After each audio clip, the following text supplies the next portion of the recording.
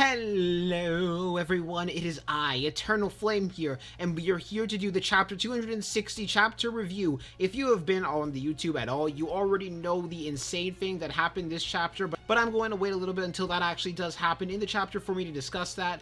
So let's get straight into the chapter review of the decisive battle in the uninhabited, demon-infested Shinjuku, part 32. And no matter what side of JJK you're on, no matter what agenda you have, we all agree on one thing, and that is Gege's naming scheme is absolute art. Now, I will say this in advance, I am expecting this to be a somewhat shorter chapter review, but that's mainly because this is mostly fighting focused, but at the same time, it might actually end up being longer. I have no idea at the current time of recording this. Anyways, enough stalling, let's actually get into the chapter review.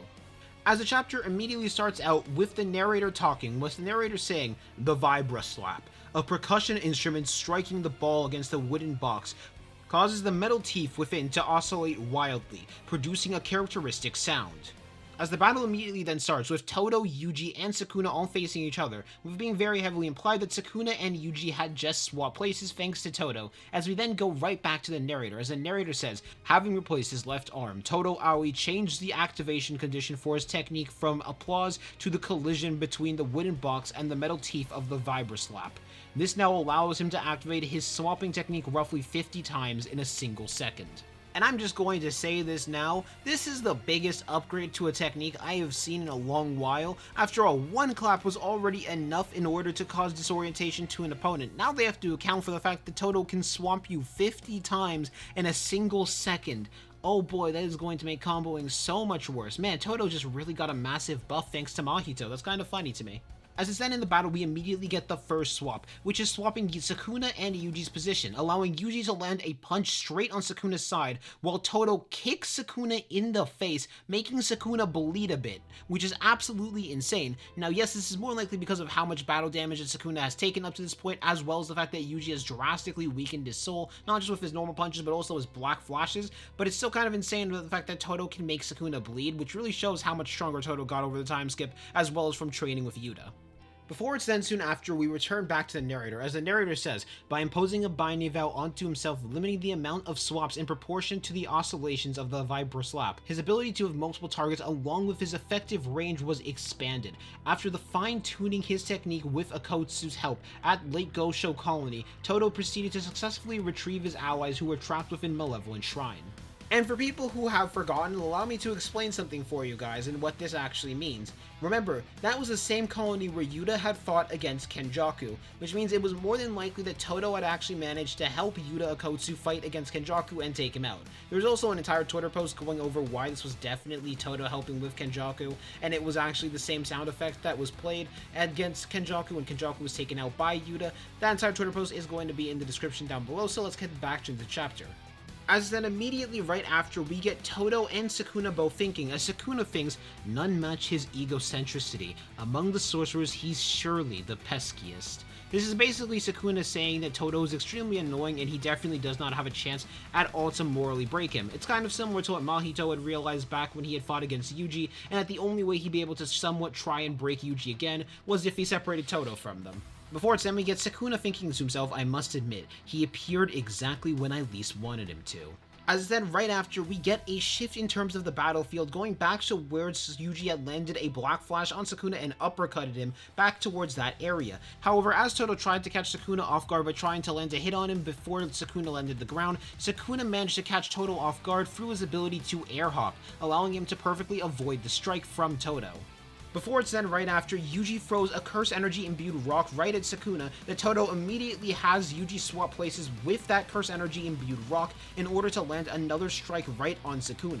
After all, it should be remembered, even blocked hits from Yuji is not a good thing for Sukuna, because every time Yuji lands a hit, it is going to weaken Sukuna's soul control even further. Even if it's blocked, it doesn't matter, it will still affect the soul. However, it's soon after Sukuna immediately tries to grab Yuji's face and succeeds in doing so. However, Todo is able to swap him right out of that and get him out of that situation. And it's then Sukuna immediately starts to think to himself and try and think around his way of being able to predict Todo, as Sukuna thinks he can swamp as much or as little as he'd like, all with one tap. The fact that he can regulate it at will makes adapting to Boogie Woogie essentially impossible, and yet there is one single instance where I can read his timing. As then right after, Yuji punches Sukuna right into a pillar, causing that pillar to break. However, it then gets revealed to us what Sukuna believes that their giveaway intel is, which is that basically every time Yuji's focus begins to sharpen more and more, he's going to go for a black flash, and that's what's going to allow him to read the movements. However, it's then he immediately gets bamboozled because there was one more thing he was not accounting for, one more possibility, which was Mei-Mei's crows being an additional thing that they could swap with, and he immediately goes for Mei-Mei's crow. However, he ended up getting a third layer of deception because he didn't swap with anyone. Todo did not swap with anyone. He pulled what he did on Mahito to Sukuna. And I gotta say, it's kind of funny, despite everything Sukuna talked down about Mahito, he still fell for the same trick Mahito did. And funnily enough, in the same exact way too, because Yuji immediately lands a black flash right on Sukuna, and you can tell Yuji is angry and mad, because not just does he land a black flash, but he grabs Sukuna, not allowing him to move, as he immediately claws into Sukuna's face with the claw hands that we have seen him enter into the battlefield with. However, that is the end of the chapter. I'm kidding, that's not the end. As we actually get to the real end of the chapter, where Sukuna attempts to use his domain expansion. As the narrator said, Sukuna's incredible efficiency meant that despite his curse energy levels dropping to that of a Kotsu Yuta, if he were to recover his burnt out technique, he would be able to utilize domain expansion as many times as needed. However, we then hear domain expansion, as we then see the narrator say, what then befell Sukuna was a vision of a man he had buried with his own hands, the departed spirit of the strongest, with the editor saying, there's no mistaking those eyes.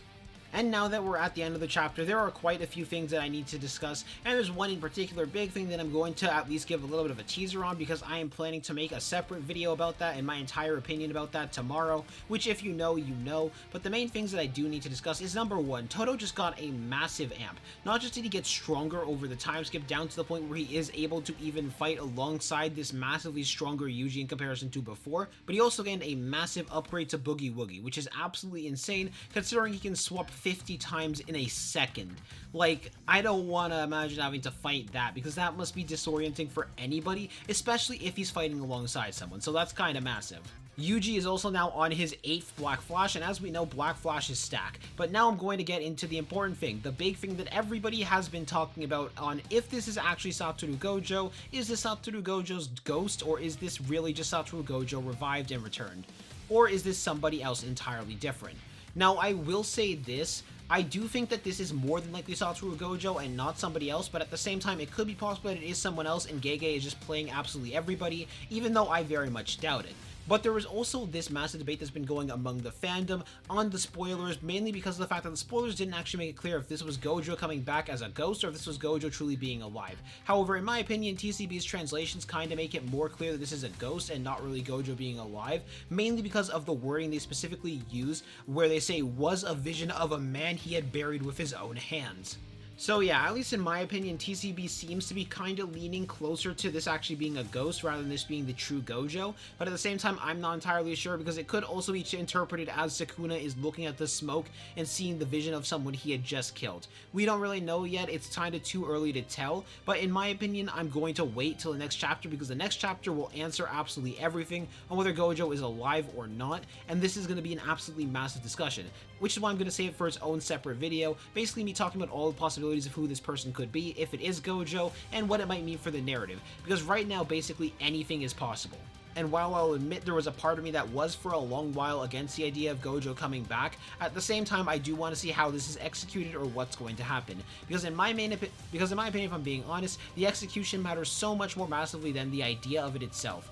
And yeah, I know a lot of the Gojo fanboys are currently very happy, and you guys honestly deserve it for having to wait this long. It all really depends on what's going to happen next week, and I know these next 7 days are going to be so anticipation-filled, because guess what? We are not on break week. Now, it would be an absolute shame if Gege decided to troll everybody and instead swap back over to Rame vs. Sakura, you know, the fight everybody's been wanting for so long. Yeah, but I don't really think that's going to happen. I really doubt it. But I'm really excited to see what's going to happen in Jujutsu Kaisen's future, who this might end up being. And I want to hear what you guys think in the comment section down below. Who do you guys think this might end up being? And also most of all, what are you guys' opinions on this very chapter itself? Do you guys like this chapter? Do you guys hate this chapter? I want to see what you guys think in the comment section down below. Anyways, I'm going to see y'all later. Peace out. Have a good day.